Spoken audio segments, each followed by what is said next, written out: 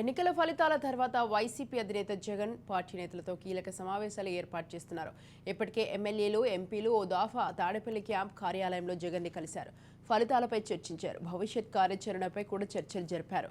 YCP కార్యకర్తలపై జరుగుతున్న దాడుల గురించి, వారికి అందించాల్సిన భరోసా గురించి కూడా ఈ సమావేశాల్లో ప్రస్తావించారు. తాజాగా ఇప్పుడు మరో కీలక మీటింగ్కి జగన్ సిద్ధమయ్యారు.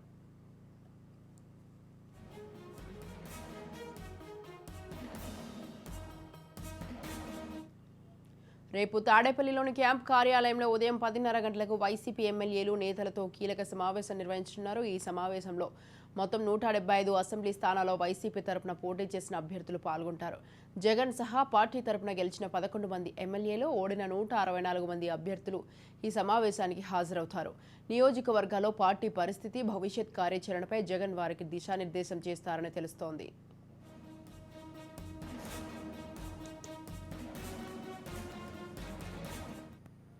రైట్, ఈ విషయంపై పూర్తి సమాచారం అందించడానికి మా ప్రతినిధి శ్రీనివాస్ ఫోన్ లైన్లో అందిస్తారు. శ్రీనివాస్, చెప్పండి. ఎన్నికల ఫలితాల తర్వాత అయితే వైసీపీ అధినేత జగన్ పార్టీ నేతలతో కీలక సమావేశాలు ఏర్పాటు చేస్తున్నారు. దీనికి సంబంధించి మీ దగ్గర ఉన్న అప్డేట్స్ ఏంటి? పార్టీ ఎన్నికలు ముగిసిన తర్వాత మాజీ ముఖ్యమంత్రి జగన్మోహన్ రెడ్డి నేతలతో సమావేశం అవుతూ వస్తున్నారు. గతంలో చూసినట్లయితే ఎన్నికల ముగిసిన తర్వాత ఆయన మీడియాతో మాట్లాడారు. తర్వాత ఎవరైతే ఎమ్మెల్సీలు ఉన్నారో ఎమ్మెల్సీలు అందరితో కూడా సమావేశమయ్యారు. సమావేశమయ్యి శాసన మండలిలో వ్యవహరించాల్సినటువంటి విధానం ఏదైతే ఉందో, అంటే అనుకునే రీతిలో ప్రభుత్వం ఘోరవాటిని పాలవడం, ప్రతిపక్ష హోదా కూడా కోల్పోవడంతో కూడా మిగిలినటువంటి బలం ఏదైతే ఉందో శాసన మండలిలో ఉన్నటువంటి బలాన్ని పార్టీకి అనుకూలంగా ఉండే విధంగా కూడా పూర్తి స్థాయిలో వాళ్ళకి దిశానిర్దేశం చేయడం జరిగింది. తర్వాత ఎంపీలు అదేవిధంగా రాజ్యసభ సభ్యులతో కూడా సమావేశమయ్యారు. పూర్తి స్థాయిలో పార్లమెంట్ లో వ్యవహరించాల్సినటువంటి లోక్సభ అదేవిధంగా రాజ్యసభలో కూడా వ్యవహరించాల్సినటువంటి అంశాన్ని ఏవైతే ఉన్నాయో వాళ్ళకి దిశానిర్దేశం చేయడం జరిగింది. మరొకసారి 2024 సార్వత్రిక ఎన్నికల్లో పోటీ చేసినటువంటి 175 మంది అభ్యర్థులతో కూడా కలిసి మరొకసారి సమావేశం అవ్వాలనుకుంటున్నారు. 174 మంది అభ్యర్థులు ఇప్పటికే 164 మంది ఓడిపోవడం జరిగింది. జగన్ తో కూడా కలిసి 11 మంది మాత్రమే గెలవడం జరిగింది. కాబట్టి 11 మంది అదేవిధంగా ఓడిపోయినటువంటి 174 మందితో కూడా మనకు సమావేశం అవుతున్నారు. సమావేశంలో అనేక కీలక అంశాలు, రానున్న రోజుల్లో ఇప్పుడు జరిగినటువంటి నష్టం ఏదైతుందో ఆ నష్టాన్ని దృష్టిలో ఉంచుకుని రానున్న రోజుల్లో ప్రజలకి అందుబాటులో ఎలా ఉండాలి, అంతేకాకుండా ఎక్కడైతే పొరపాట్లు జరిగినాయో ఆ పొరపాట్లను ఒకసారి పరిశీలించుకోవాల్సిన అవసరం పార్టీ క్యాడర్కి ఎంతైనా ఉందనే అంశాన్ని ఇప్పటికే ప్రజలు తమ దృష్టికి తీసుకెళ్తున్న పరిస్థితి కనిపిస్తుంది. ఇప్పటికే ఓటమి తర్వాత పార్టీలో ఉన్నటువంటి కీలక నేతలు చాలా సందర్భాల్లో కొన్ని కీలక అంశాలను కూడా ప్రస్తావించడం జరిగింది.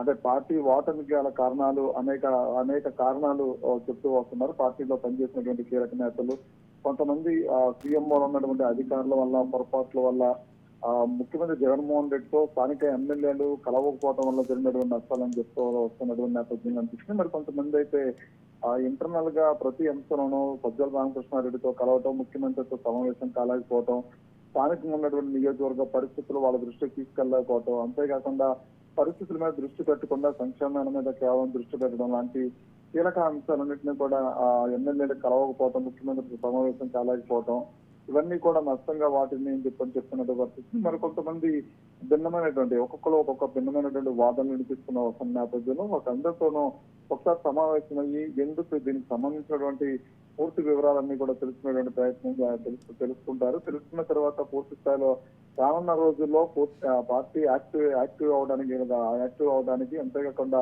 ప్రతిపక్ష హోదా కూడా లేనటువంటి నేపథ్యంలో ప్రజలు గొంతుకై నిలబడాల్సినటువంటి ఆవశ్యకత ఉంటుంది. కాబట్టి రానున్న రోజుల్లో పార్టీకి సంబంధించినటువంటి కీలక అంశాలన్నింటినీ కూడా ప్రజల్లోకి ఎలా తీసుకెళ్లగలుగుతారు, అంతేకాకుండా ఇప్పుడు ప్రస్తుతం అధికారంలో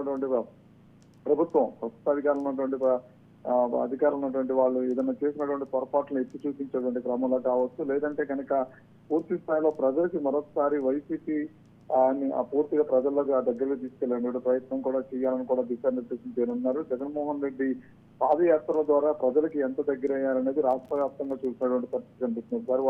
ఓదార్పు యాత్రతో ప్రతిపక్ష హోదా సంపాదించుకుంటే ఒకసారి పూర్తి స్థాయి 4 సంవత్సరాల పాదయాత్ర చేసి ఆయన గవర్నమెంట్ అధికారంలోకి రావడం కూడా చూసాం. మరొకసారి అదే స్థాయిలో ప్రజలందరికీ అందుబాటులో ఉండేటువంటి నాయకత్వం కలిగి ఉండాలి. అంతేకాకుండా ఇప్పుడు వరకు జరిగినటువంటి నష్టాలు ఏవైతున్నాయో అవి పునరావృతం కాకుండా చూసుకునే విధంగా కూడా తగు జాగ్రత్తలు తీసుకునేటువంటి పరిస్థితి అయితే ఉంది. అందరితోనూ కూడా దీనికి సంబంధించి కీలక అంశాలని ప్రస్తావించడమే కాకుండా రానున్న రోజుల్లో పార్టీ వ్యవహార శైలి ఎలా ఉండాలి, నేతలు ఎలా వ్యవహరించాలనే దాని మీద దేశాన్ని చర్చ చేయడం కూడా తెలుస్తోంది. అలాగే శ్రీనివాస్, ఇప్పుడు జగన్ అయితే మరో కీలక మీటింగ్కి సిద్ధమయ్యారని తెలుస్తుంది. అయితే రేపు తాడేపల్లిలోని క్యాంపు కార్యాలయంలో అయితే ఉదయం 10:30 గంటలకు వైసీపీ ఎమ్మెల్యేలతో అయితే జగన్ కీలక సమావేశం నిర్వహించనున్నారని తెలుస్తోంది. మరి ఈ సమావేశంలో ఏమేమి చర్చించనున్నారు? ఇక కీలక అంశాలు ఏవైతే ఉన్నాయి అంటే పార్టీకి ఓటమి గల కారణాలు అంటే ఇంత భారీ స్థాయిలో అంటే గత 5 సంవత్సరాల్లో ప్రభుత్వం ప్రవేశపెట్టినటువంటి సంక్షేమ పథకాలు పెద్ద ఎత్తున అమలు పరిచామని చెప్తూ ఉన్నారు. దాదాపుగా 2.5-3 సంవత్సరాల పాటు గడప గడపకి మన ప్రభుత్వం అంతా కూడా కార్యక్రమాన్ని నిర్వహించారు. అంతేకాకుండా జగనన్నకు చెప్దాం అనేటువంటి కార్యక్రమం, మా నమ్మకం ఉంది జగనన్న అంటూ కూడా కొన్ని కార్యక్రమాలు ప్రజాప్రతినిధులు ప్రజల్లోనే ఉంటూ కూడా నిత్యం నిర్వహించినటువంటి కార్యక్రమాలు ఇది. ప్రతి ఇంటికి వెళ్ళి జగనన్న ద్వారా అంటే ఈ ప్రభుత్వం ద్వారా పొందినటువంటి లబ్ధి ఏంటి అనే దాని మీద వాళ్ళకి ప్రతి ఇంటికి వెళ్ళి ఆ లబ్ధి ఎంత చేకూరింది, ఈ ఏటా ఎంత ప్రభుత్వం నుంచి వాళ్ళు లబ్ధి పొందారు అంటే